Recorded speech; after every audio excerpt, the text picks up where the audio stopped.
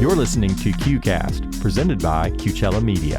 Please consider giving generously to Qcella's nonprofit mission.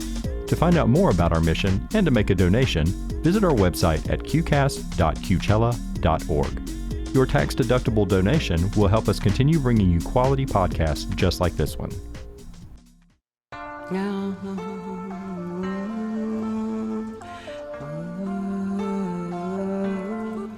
I may be bruised, but I'm not broken. You can't take away my soul. You tried to tell me I don't count, but I know in my heart that's not true. So you cannot take me down that path. I'll make it without you.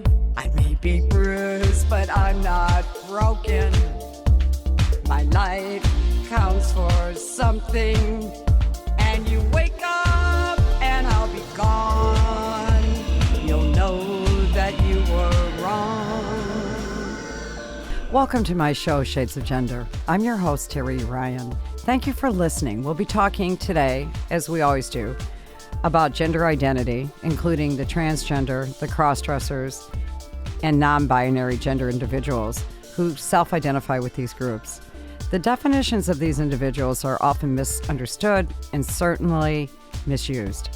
Our goal is to identify these groups, listen to their stories, and their journey in life to get a better understanding of who they are and how they're doing in society.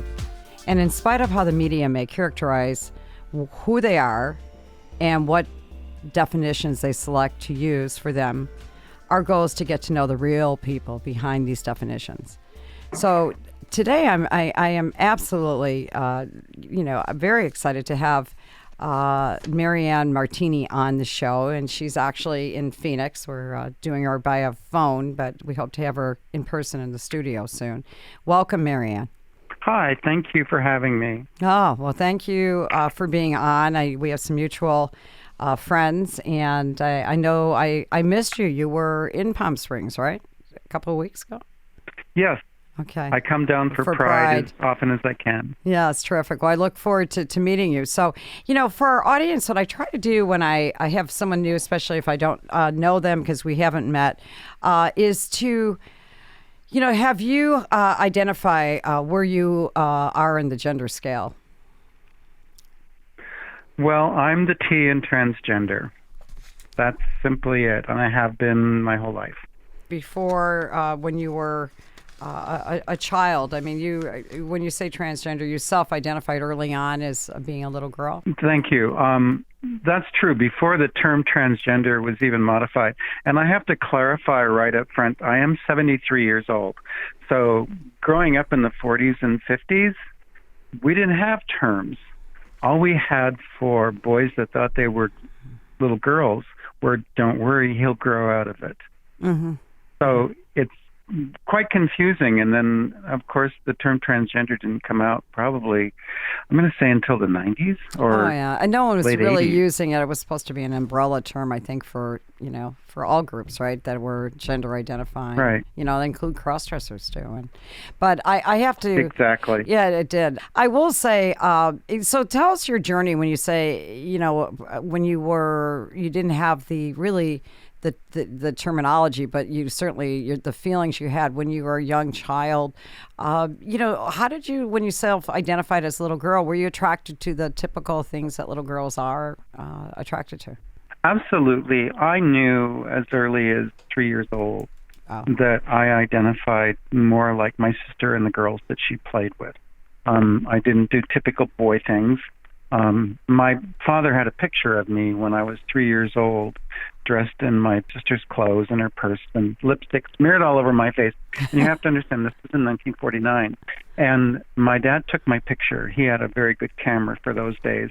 And he kept that picture for decades because he said he always would bring this out when I had new friends, when I was in junior high or high school. And he would bring this out and he would say, "This is my favorite picture of David when he was 3 years old. He thought he was a little girl." And he said it in a... And then I learned he used it to embarrass me, to try and embarrass me that I would just be so embarrassed that I wouldn't act like that. And I knew very soon, as soon as I started grade school, that if you were 5 or 6 years old little boy and you acted like a girl, that 6-year-old little boys would beat the crap out of you if you acted like a girl. So you learn quite early how to cover up that there's something isn't right. But if you do that, it's not good for those kids to abuse you or make fun of you. So we get a lesson very early learning on, and that's as soon as I knew from that time on. And there never was a time in the rest of my life that I didn't know something was wrong until I really knew the term transgender. So you and that really, there were other people like me in the world. Well, there's no one, certainly back then, and, people, like you said, first of all, we didn't have I said I don't like labels, but in some ways, at least labels kind of helped know that there were others. So, I guess it's a love-hate relationship with labels. At least you had a term. You had a feeling. The feeling was then that you self-identified since you can remember, because I think 3 years old is kind of where we really get those clearer memories for most of us. That you were a girl. That you self-identified as a girl, even in a world. And your dad obviously realized it, and he must have been afraid of it. I mean, did you ever make peace with your dad? Never. Yeah. Not until even I tried to talk to him. He lived quite a while. Just before his 88th birthday, he and I got in an argument. Oh. And I told him that I was mad at him, told him he didn't know anything about me, and that he said, I knew everything about you, and don't you think I didn't? And then I said, can we talk about it? And when he turned to me, he said, we didn't talk about it when you were growing up. We're not going to talk about it. No, get your behind out of here, and I'll see you later, and so to speak. And then he died 2 days later. Oh, I'm sorry. So It was, but he was never going to be. But I'm sure you've learned. Through your own journey that it was never about you. It was about him and his inability to ever be able to get to know you. Yeah. It's his loss. Yeah, you're so right, because he and I think now today that I've managed to realize that he didn't know what to do, and I imagine how hard it must have been for them to really not know what to do and to see me grow. And I remember I did everything in the world I could do to act macho. I turned out for sports, which I wasn't good at. I was going to say, so give a descriptive. Were you? I dated girls, yeah. Right. Were you on the slight side? Did you, like you look feminine. Were you small bone too? Thank you. Small, no, actually, I'm big bone, but I'm short. I'm only 5. Well, now I'm 5'6". Right. So, and I was the shortest male in our family. Right. And but not so unreasonably short. You'd be like the average size of Hollywood. So, male leads. Me and Tom Cruise, right? Right, exactly. So you wore some lifts, but yeah, you and Tom. No. So you, like you said though, you would, you're if you don't have a spot, right? If everyone is, lined up, you're male, you're female, you're little boy, little girl. If you don't have a spot and you know that there's no place for you to fit, then you try to do your best to be, in that as a male. So you were like you said, you're doing sports, and were you like playing football or baseball or, and.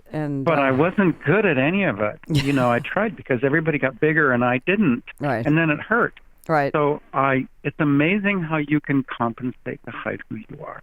Mm-hmm. And I lifted weights for 20 years. That didn't work. I ran a successful business thinking all of these things would hide who you were, but inside they never hide. What were your interests? It's interesting. So here you are, and were you living as a straight man or a gay man? No, I lived straight. I did everything I could do. I mean, I got married. I had kids. Right. I put on this. I grew beard for 25 years. Right. So no one ran a business. Did you have children then too? Right. Yeah, I do. Yeah. Grown-up kids and grandkids. So. And how was that? How was that? There's quite a journey in between, but.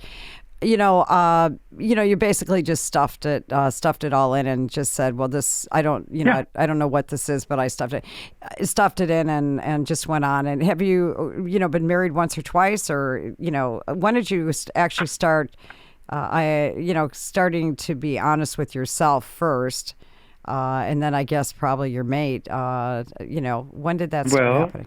My first wife knew because I told her that I had these feelings and gender issues, and she thought, okay, well, let's go to counseling and then let's do therapy. I did therapy for years, and obviously back in the 70s, they tried to fix you, because you were broken. So obviously that didn't work out. No. I got divorced, and my second marriage was the same, similar, and went to counseling, and you couldn't act out on it too much. If you did, it was only in private.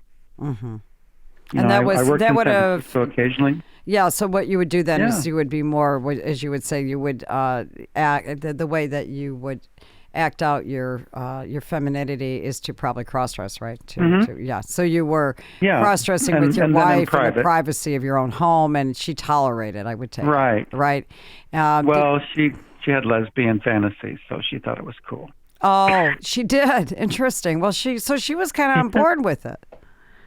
Interesting. Yeah, and it was okay as long as I was at home, but it... Yeah. Oh, she didn't like when you're going out because it was her friends. What would they say? She didn't want me to go anyplace else. No, I would dress in San Francisco because that was the place that was safe. I lived in Seattle, and I thought, okay, San Francisco's the gayest city on the West Coast, so I can go down there. Well, you can and blend I really in, didn't work, right? But I didn't do much because I was scared. I was afraid.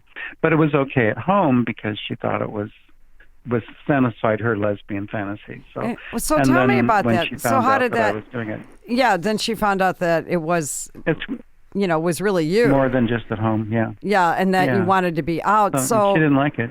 But if she had this is interesting. So she had these feminine or these lesbian fantasies. So she didn't, so she should have been thrilled that you were, really a woman. So what happened there? Well, yeah, but she didn't exactly acknowledge that. She just liked the fantasy games, Yeah. So it's more of a sexual. Well, maybe you don't. Yeah. Yeah, I understand. And it was a turn on, and then when we got divorced, because I went to therapy again. Yeah, poor thing. They kept going to therapy, right? And it's never about anyone else but you, right? I mean, I feel sorry for you. It's like, all right, fix her or him or whatever. You're going to fix Maryanne because she's wrong, and it's like, okay, David at the time, right? Yeah. So what did your therapist say? Did they get better understanding as time? One of these days I have I'm going to have a guest on that's from LA that works in the space on therapists to get their updated version of where they are in terms of working with transgender individuals and crossdressers. But where were they at the time? I mean, did your, since you were in a lot of therapy and counseling, still trying to change you? Still trying to fix. Yep. Okay. There was all your parents' fault. It was Freudian psychology on steroids. Yes. Everything was your mother's fault. Everything was your father's fault. And we'll figure it out. And then once you figure it out, you'll be just fine. You'll be straight, which they called straight because they never acknowledged that I was a lesbian and liked women. But it was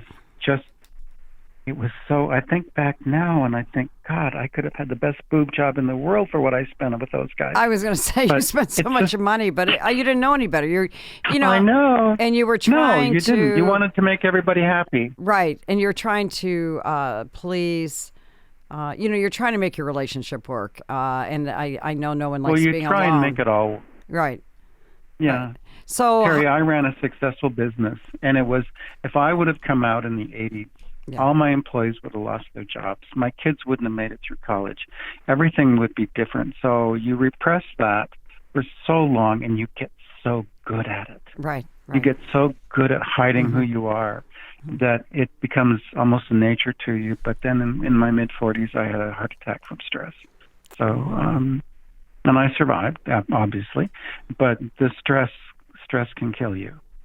And that's when I got divorced the second time, and then spent a few years on my own, and then got married again. Only this time, my bride knew years before we got married. And when I told her about my life and my story and everything going on, when I was done, she turned to me and she said, "Does this mean I get to paint your toenails?" And When that's was like this? a love story. When isn't did it? But you? then, It is. When even did you, then, when that was did 20 years ago, or Wow. 25 years ago. I So, told her that. it's But 25 then I years. didn't come out until I was, yeah, I didn't come out until I was in my early 60s. I just decided I couldn't live any longer without expressing myself. And with her support, I managed to begin my transition process. So you did this in your early 60s with the woman you had been married to for 25 years? Right? Well, now we've been together 25 years. Oh, 25 We at were the together time. at that time. Yeah, that was 10 years ago. So we'd been together. Shoot, I have trouble remembering. So, yeah, but a we'd long been together time. for I about mean, 10 this years. is your third wife, but this was Yes. a successful relationship at the beginning and throughout your transition, and you know, which is great. I mean, it's a you know, it's a right match. Well, part of it is that she's younger than me, and I'm in the first wave of baby boomers, and she's in the last. I see. So the fact that she was younger and more progressive and understanding than the previous wives were, and then said, okay, I accept you for who you are, but please be honest with me. And then I told her that in my early 60s that I just could not go on any longer without suppressing who I was. So, and then she said, okay, then we're going to you're going to do some things. You're going to change who you are. You didn't learn how to do makeup when you were in junior high. You're going to learn how to do makeup. You're going to learn how to express yourself. You're going to learn how to do hair. And it took 2 years, really, before I was comfortable in going out on my own and comfortable in my own skin. So she was with you. And with unfortunately, a lot of the whole way. Yeah. So a lot of transgender people, especially older people, they never have the chance to take the time to learn how to be on the outside, how they feel on the inside. And that's so important because all we want is to be accepted. And if I passed you on the street and sat across from you in a restaurant, you would not know that I was not a middle-aged woman, even though I'm a lot older than that. That's what I look like. But you that comes in with that help passing. And you need support. But you know, part of the passing that you see, it's passing in the sense of so you're able to be, you know, so you're not chastised, so you're able to be taken for who you are and be able to be you. Without having someone, you know, discover something or try to make you into someone trying to pretend, like you pretend in your whole life. So part of your being authentic is to be you and then to look the part too, which is part of what, because it is you. Now, you know, so now, like you said, this is interesting. So I don't know, what was when you were working and you had your business, what kind of business did you have? I was an interior designer, and I had furniture stores and businesses, mostly home furnishings, and from what we call upper middle to high end. We had interior designers, we did staff, we did draperies, we did wallpaper, we did everything, and we did custom homes and model homes and all those things. And actually it was a very successful business. And what was ironic is I didn't work with customers very often because I had a good staff. But when I did, every 2 or 3 times a year, clients would ask me, can I ask you a question? And I would turn to them and say, no, I'm not gay. I'm sorry. Oh, it's not funny. You know, because I was always asked if I was gay. My own oldest daughter thought I was gay for decades. Wow. Yeah, because they didn't have the terminology, right? It's like, oh, yeah, that's the traditional thing. Yeah, and that, quite frankly, you're even though I didn't look it. Right, and you're one of the few people I've met within the transgender community that actually are in design. You know, people think if you're transgender that you're in hairdressing or something that's feminine, and that's not even the case. I mean, it just has nothing to do with it. No, you know. It's ironic that you said hairdressing because my father asked me when I was 17 what I wanted to do after high school, and I said I wanted to go to what we called beauty college or beauty school back then. I said I want to be a hairdresser, and he said why? And I said, because that's where all my friends are. My best friends were girls.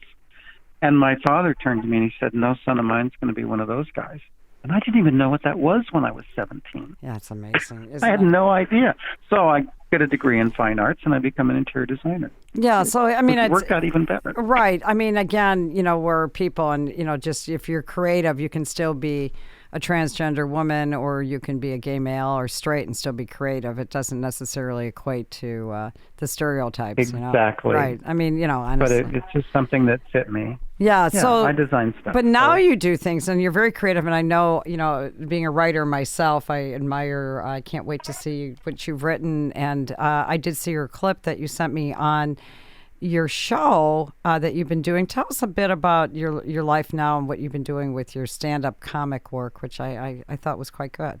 Thank you. When I finally had that point where I was comfortable in my own skin, because I wanted to just be. That's all most of us that are really trans want to be. We don't want super attention. We just want to be ourselves.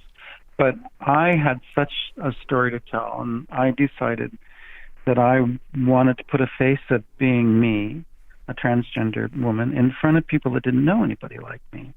And I decided that a way to do that might be if I could learn to do stand-up comedy. I took writing lessons and stage lessons for almost 2 years before I could. It's like I had to learn how to do makeup and hair. So I learned how to write and perform on stage. And I started doing comedy, I think, about 7 years ago. And it was so rewarding because it's gotten a lot better over time. Better or you quit. But I wanted to put this face. And when I started doing audiences, let's say of 100, there might be 2 people in the audience that knew someone transgender. And then, of course, Bruce Jenner came out, and the audience has changed a little bit. People started watching Transparent, which I got to act in and perform in that and Glee. Just through did doing you really? Comedy. Yeah. Did you, from being on stage, they found you and they put you in the show as a transgender woman? Yeah, I got to work a transgender conference with a very famous trans man named Ian Harvey, who's one of the best comedians in the world. Mm-hmm. And Ian and I became friends, and he got me auditions in Transparent, which I didn't get main parts, but I worked in the first season and then auditioned for other seasons, which I didn't get the parts, but that led to some other things. Being trans, right? Being me, right?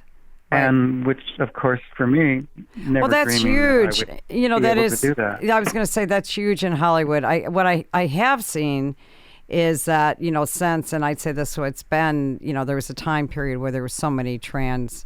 About 2014, I wrote an article on, and I actually got interviewed by Access Hollywood because I used to write for the Huffington Post, and I was writing on gender issues.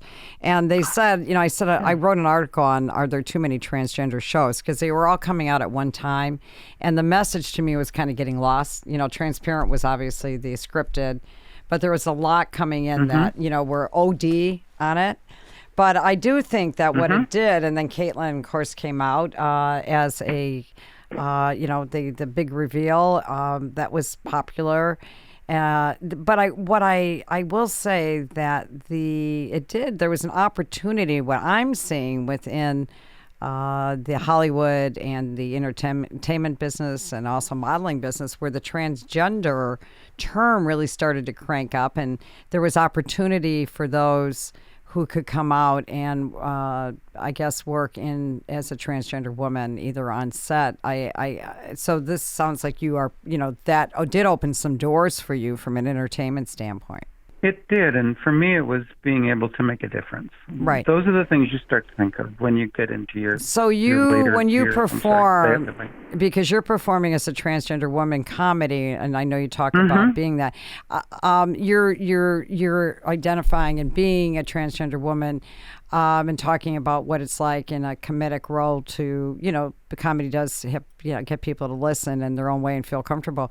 But I do know some transgender women that are getting parts as women, and they're really excited about that because they love being looked at as just a woman beyond a transgender woman. What is your feeling on that? Well, actually, some people that I've met that have done really well in the trans women that have gone on to other roles were hoping that someday they would just be recognized for doing parts and not being a trans part. Right. And that's getting there. And it will be. And the problem, like Jen Richards, will someday do rotes just as a woman. There are a lot of really good actors out there and people that are doing it, and they want to play cisgender roles because to a lot of us, that's who we are. So, but when I do comedy, I ID in the first 20 seconds who I am. Because when I do that, people listen. And if they don't know you, and most of your audience does it, then they want to learn from you. The minute you ID that my voice doesn't match my hair and makeup, things like that, then they go, oh, I want to learn who this is. And that's what my whole story is. My comedy is actually taking my life and making it funny and, embellishing a lot and making it so people want to laugh. And then they start to understand, gee, she looks just like my neighbor, only she's not. You do, yeah. You look like an so attractive... that's why I do comedy. Middle-aged woman. Yeah, like 20 years younger, than being in my 70s. And that's makeup, it's just, do I look like that all the time? No, do you? Right. Well, no. It's good. Most women don't do hair and makeup every day. When I do housekeeping and ironing at home, I put on my sweat. Right. Now, let me ask you this. So, in doing your comedy routine, I did see that you were talking about kind of also getting older, too, and living in your community, a retirement-type community. I thought that was kind of a way to... your audience on the clip I saw was, I believe it was a straight audience. I mean, where have you performed? I'm sure you're totally straight. Okay, so you're identifying with the fact of getting older and living in this this stereotypical retirement community as a transgender woman. And you can call it the loop land of old people. The loop land. It's a loop. It's in Del Webb, Sun City community that I live in. It's over 55, and I'm going to tell your audience right now: don't ever do it. Don't ever do it. It's okay. I always thought it was too many people in one, too many older people in one area. So that's not. But I look at it differently. Yeah. Yeah, I do look at it differently. How long have you been there? You've been there since you're 55. So when did you? 15 years. Okay, so your wife is younger. Years. So one of you had to be older to get in there, or did she have to be? Yeah, she was 39. Right. Gosh, you took her to Del Webb, Sun City at 39. She picked it. She picked it? That poor girl, she must have an old soul. I mean, you know how young that is to be. Well, she does. What was she? Her soul's about 110. I mean, that's really young for that. Would you lie about her age? She was 39. I was 57. No, oh my gosh. I was 57, so it was okay. Oh, okay. Only one of you has to be. She picked it because of this. Yeah, she liked the security because where we had lived when we first moved to Phoenix, the gunshots were too loud. Right. And, she wanted to get as far away from that. And the security of living here is fine. And she kind of felt honored. She was the youngest when we were here. But now we've lived here 15 years and things change here. I could write a book about the changes of senior community. But so how is that going? Like when you're at a dinner party or your neighbors, I mean, you've been there for a while now, they know you and you moved in there, you transitioned after you moved in? Yeah. Okay, so they knew you as David and then they got to know you as Maryanne? Well, what's surprising is that we don't know a lot of people where we live. Oh. Because we both work. My wife works out. We work. There's a wall and a gate, to get in these communities, and our life is outside the wall. Ah. Because we both work outside the wall. I still work. I have a company that I manage and run, and so I get up every morning and I leave. Then I do comedy and I do acting, and I'm in California and I'm all over the country. But for my wife, she goes to where she works in healthcare, and we really don't know a lot of people here. But surprisingly, when I did come out, there were people that lived right next door that never talked to us again. Oh, I see. And they didn't even talk to you? I mean, they weren't even curious to... No. Nothing? Like not even... No, they saw me do comedy. Yeah. Nope. Cut off the communication. Just turned it off. Did you socialize with them prior, or was it just kind of a casual, hi, how are you? You had socialized? No. There were social groups that we belonged to, and goodness. Some of the people just quit calling. Yeah. But then... that's their problem. That's their loss. Yeah, it's probably out of fear. It's. Well, they fear what they don't know. You're right. Right. Yeah, and that's one reason why I'm doing this. People fear what they don't know. They do. I mean, th're afraid. And that's why I did comedy. Right. Right. Yeah. And what a great fear. vehicle, a great conduit to be able to make, because in that audience, there's everyone, right? There's life, there's gay, straight, whatever. I still say straight. I can't say cisgender. I'm gonna put my foot down on this one tonight. Forever, I am straight. You're a good ally. Oh, thank you. I'm here for you. Yes. Thank you. Well, I'm here for all those that need help. Yep. Also, because that's what I like about working with young people. I was on the board of directors for a foster home that just took gay and trans boys. And that was the state-sponsored, home, and I worked on the board of directors there for years. Mm-hmm. And I worked with what we call the Desperado LGBT Film Festival, which was a Maricopa Community College event sponsored by state money for an LGBT film festival to educate, and I worked with that group for 8 years. So there's a lot of things that you can do. And, when I first started doing comedy, like the first 5 years, after every show that I did, whether it was 20 people or 150 or 200 people, I go to the door and would thank people for coming. And invariably, every single night, someone would come up to me and say, "Can I ask you a question? My neighbor's daughter thinks she's supposed to be a boy. My nephew, my grandson, my sister's kid." There was always something they wanted to know more. Right. And what could I tell them? And all I would tell these people, the same thing: hug them, tell you love them, and let's find out what we can learn online. Let's Google transgender. Let's Google resources. And I would give people my email address. If you can't do that, send me an email. I'll send you a list of places to go. The fact that they reached out. Right. I think for them to have that you help one person in life, right? And you give them opportunity to be able to talk. Like I said, you got to start talking about it. You can only conquer fear if you talk about it. So, listen, I'm going to have to wrap it up. Oh my gosh! Love to have we you could back. Do another hour. I know we could do. Well, I'm having you back, so I will be. I'll have you back on. Maybe you can even come in town. You're not far. You're in Arizona, so I really do look forward to 3 hours and 45 minutes. I look forward to having back on the show. And I again, thank you again for the conversation. Well, thank you. And I want to thank my my audience today. I am certainly humbled to be part of the conversation on gender identity. I like to also thank Coachella for helping me bring the show to life, and for their continuous support of our mission to open conversation on gender identity. I'm Terry Ryan, and thank you for joining us.